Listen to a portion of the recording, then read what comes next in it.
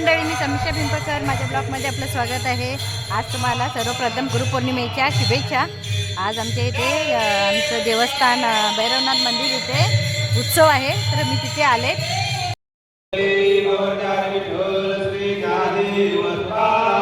पंढरीनाथ भगवान माऊली ज्ञानेश्वर जगद्गुरु संत तुकाराम महाबळी हनुमान की, प्रभुरामचंद्र भगवान की, छत्रपती शिवाजी महाराज की, धर्मवीर संभाजी महाराज की, गावदेवी माते की, स्वानंद सुखवासी सद्गुरु स्वामी गणेशनाथ महाराज, सद्गुरु स्वामी अरविंदनाथ महाराज।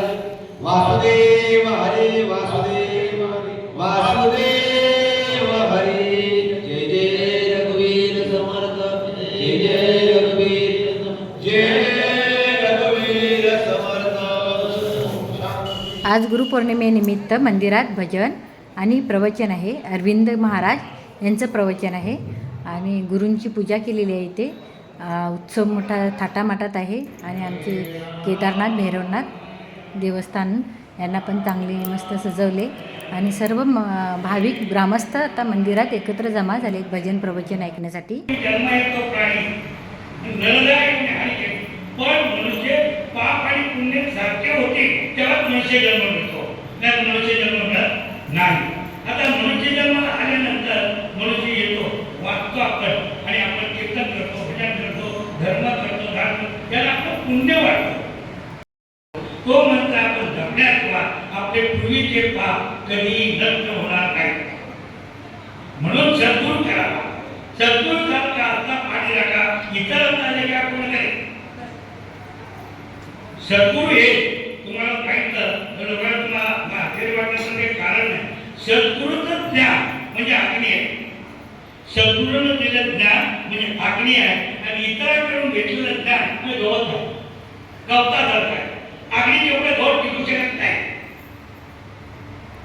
अग्नीच्या पुढे गवत टिकू शकत नाही। म्हणून सद्गुरूनं दिलेला मंत्र हा अग्नीसारखा आहे, म्हणून सद्गुरू करणं प्रत्येकाला करता आहे। आमचे सगळ्यांचे सद्गुरू गणेशनाथ महाराज, अरविंदनाथ महाराज, खरं या पंथामध्ये पहिले राजारामनाथ महाराज गुरुजी म्हणजे अरविंदनाथ महाराजांच्या गणेशनाथ आणि गणेशराव महाराजांचे वडील राजारामनाथ महाराज, राजारामनाथ गणेशनाथ महाराज, अरविंदनाथ महाराज असा मालिक आहे। आणि जे राजारामनाथ महाराज होते ना, ते पूर्वीचे कानफुके गुरु होते। कानफुके म्हणजे पूर्वीचे जुने लोक गावातल्या कोणाला बोलवायचे, गाव जमवायचे आणि सगळ्या गावाला आपण तो गुरु करूया आणि मग त्याने जपायचे आणि गुरु करायचे, चला कानफुके गुरु म्हणायचे। कानफुक्याच्या हातात काहीतरी मंत्र द्यायचे म्हणून लोक ते म्हणायचे, पण त्याचा हजरी गुरु म्हणून राजाराम महाराज करायचे कोकणामध्ये।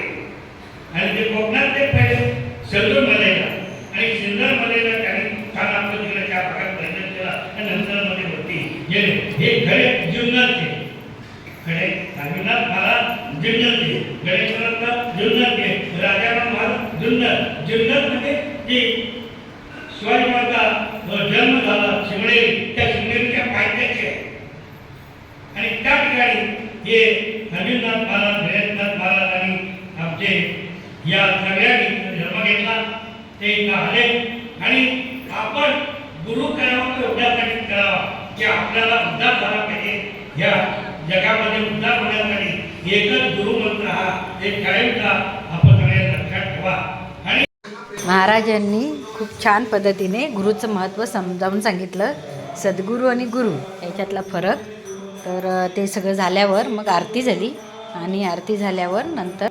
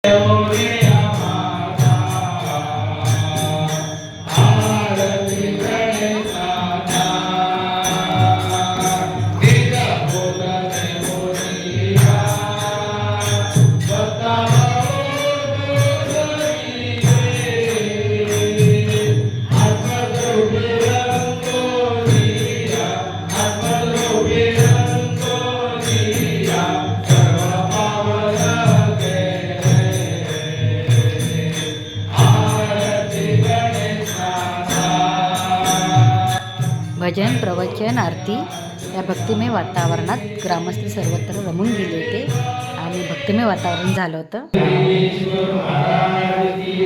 जगद्गुरु तुकाराम महाराज की स्वानंद सूर्यवासी सद्गुरु स्वामी गणेशनाथ महाराज सद्गुरु स्वामी अभिनाथ महाराज. आरती झाल्यावर महाप्रसाद घेतलेला भात डाळ भाजी पापड लोणचं शिरा खूप छान पद्धतीने जेवण केलं होतं. गावात महिलांनी बनवलं होतं. हे आमचं 7 वाड्यांचं भैरवनाथ मंदिर भक्तिमय वातावरणात सर्वत्र दणाणलं होतं आणि हे डोंगराळ भागामध्ये हे आमचं मंदिर. इकडे बघा कसं निसर्गरम्य वातावरण आहे. पावसाच्या दिवसात किती छान दिसते. आता ही आमची ग्रामदेवता. आता माझ्या ग्रामदेवतेला मी नमस्कार करते. चला बाय.